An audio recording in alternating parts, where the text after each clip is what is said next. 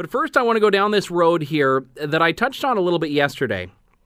And that is the profound disconnect between free speech and so many people in this day and age, particularly those on college and university campuses who would rather shut down and silence speakers they dislike than actually engage them. And this happened earlier this week at Ryerson University in Toronto, where a panel called Stifling Free Speech on Campus was shut down by the university. You can't get more self-fulfilling than that, because they said they couldn't guarantee the safety of those attending and those speaking, which included Jordan Peterson, Faith Goldie, and a psychologist that I wasn't familiar with, as well as my guest for this segment, Professor Saad, who is a professor at Concordia University of Marketing and also the Concordia University Research Chair in Evolutionary Behavioral Sciences and Darwinian Consumption. Professor Saad, it's good to have you on the show. Thanks so much for your time today.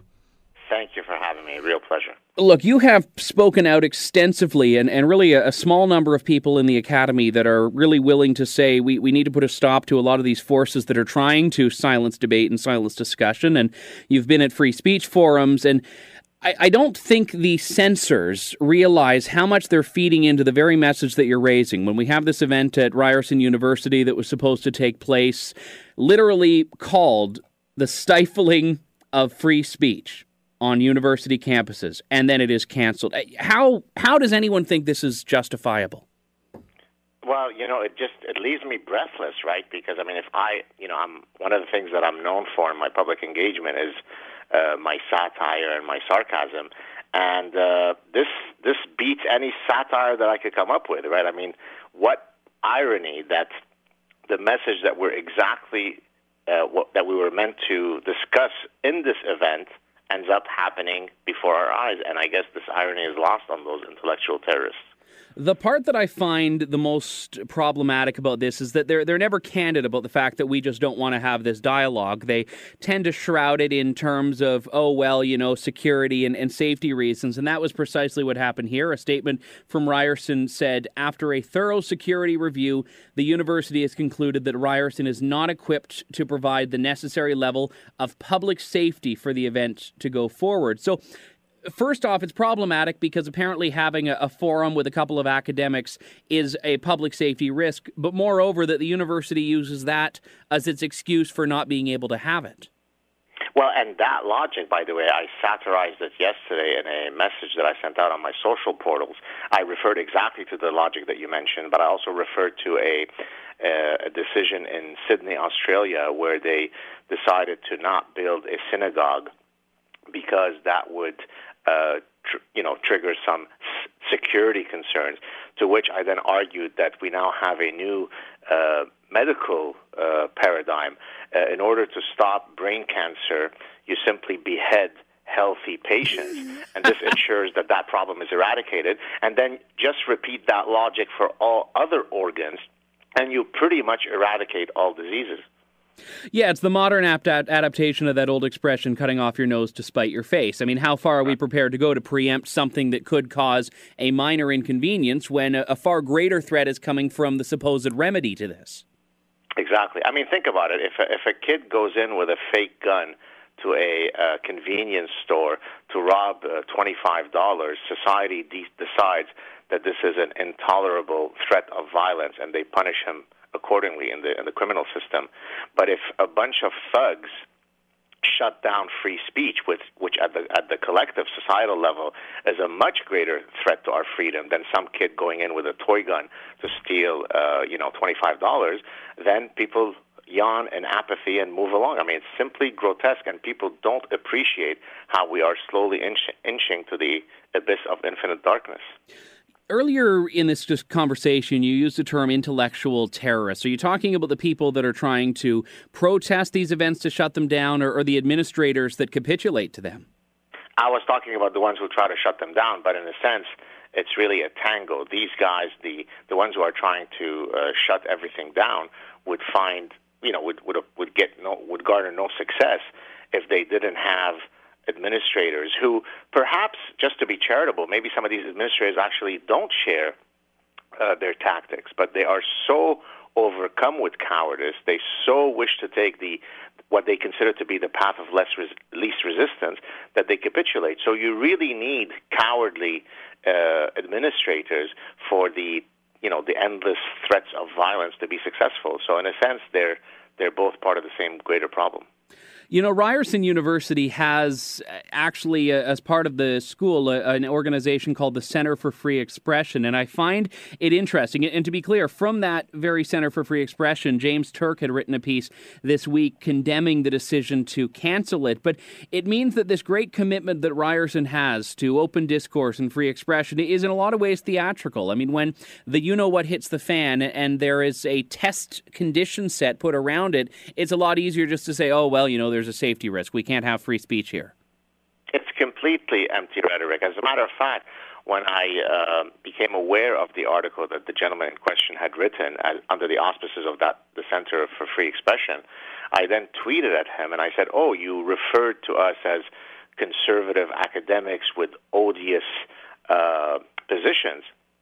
Why don't you come on my show, The Sad Truth, and we could discuss which of my positions you consider odious so that we can sort of clarify it. Do you want to guess whether he responded to me? I'm going to put my money on no. There you go. Well, unreal, yet at the same time unsurprising. I have to take a break here. Joining me on the line is Professor Gad Saad of Concordia University as we talk about the cancellation of this event in Toronto this past week at Ryerson University and really the chilling message that sends on the question of free speech. We'll talk more with Professor Gad Saad on the other side of the break here. Andrew Lawton in for Roy here on The Roy Green Show on the Chorus Radio Network. Roy may be a lot of things, but shy isn't one of them. He never backs down from a good debate. This is The Roy Green Show on the Chorus Radio Network.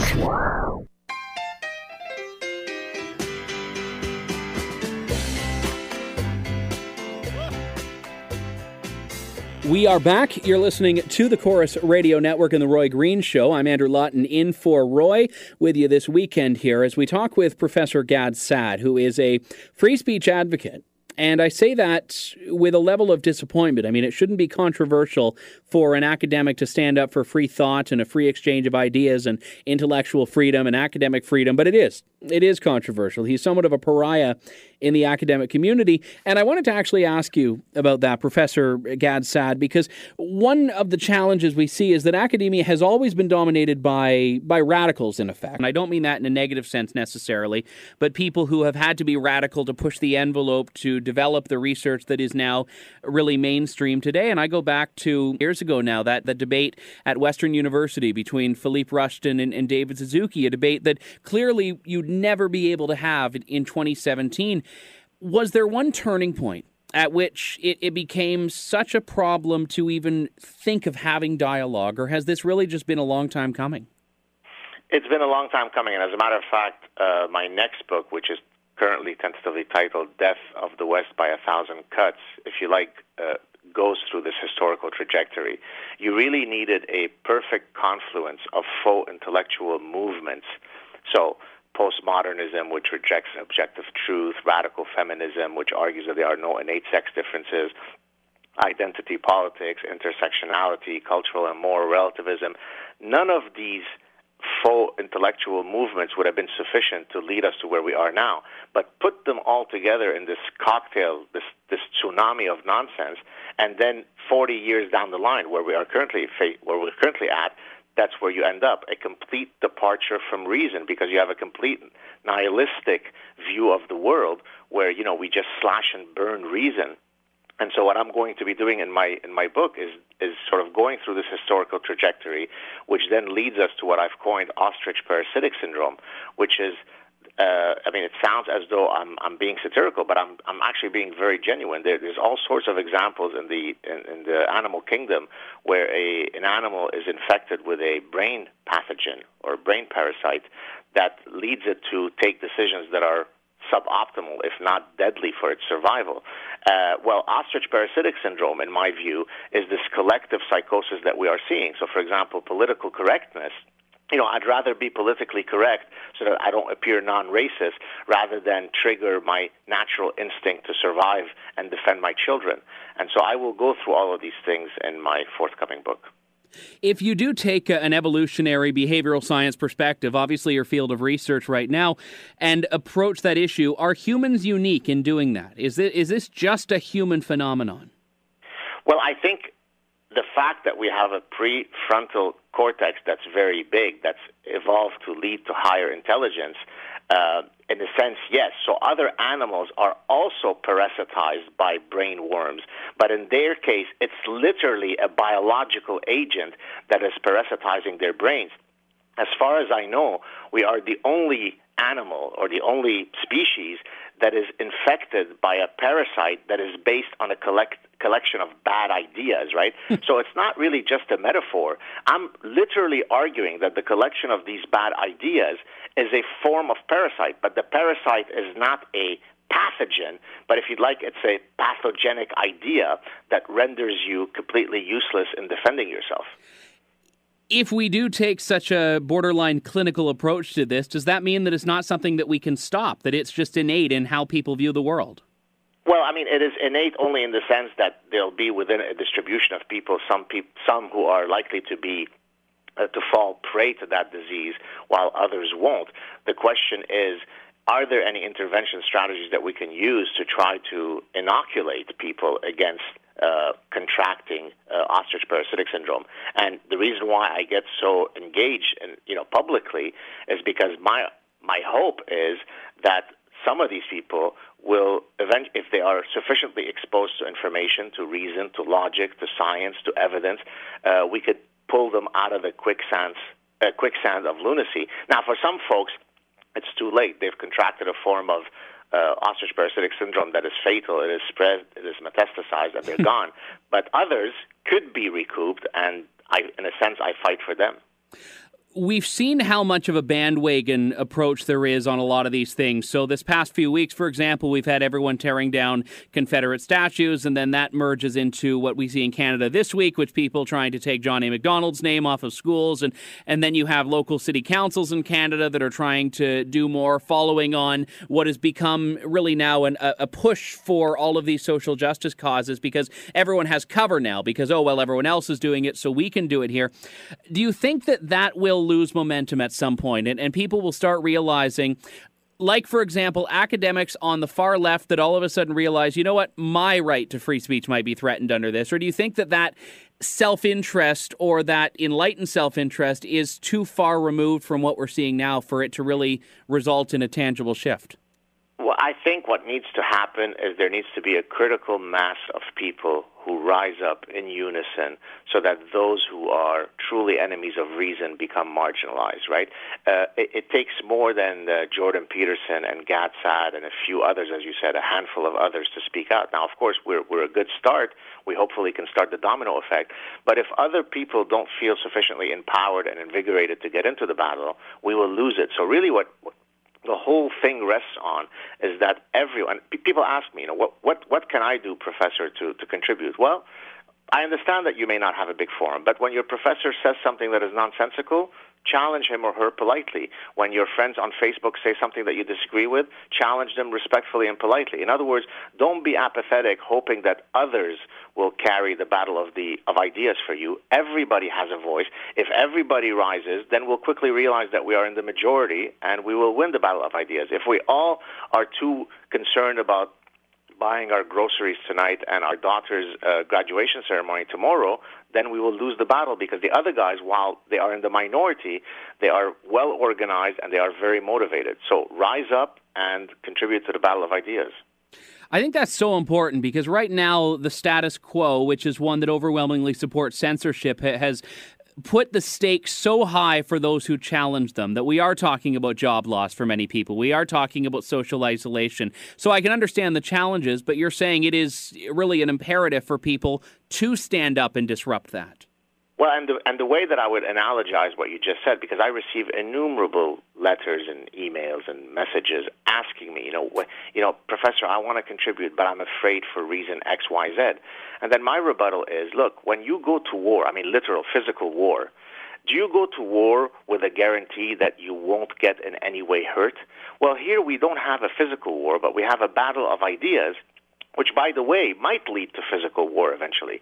What guys like me and others who are, engaging in the public exchange of ideas, we're trying to thwart that. We're trying to ensure that we never get far along down the line where the only solution will be war. So in the same way that you can't go into physical battle without expecting that there'll be zero chance of you getting hurt, you also can't properly get engaged in the battle of ideas while being assured that there's zero chance to your job and zero chance of you getting a worse grade from a dishonest professor.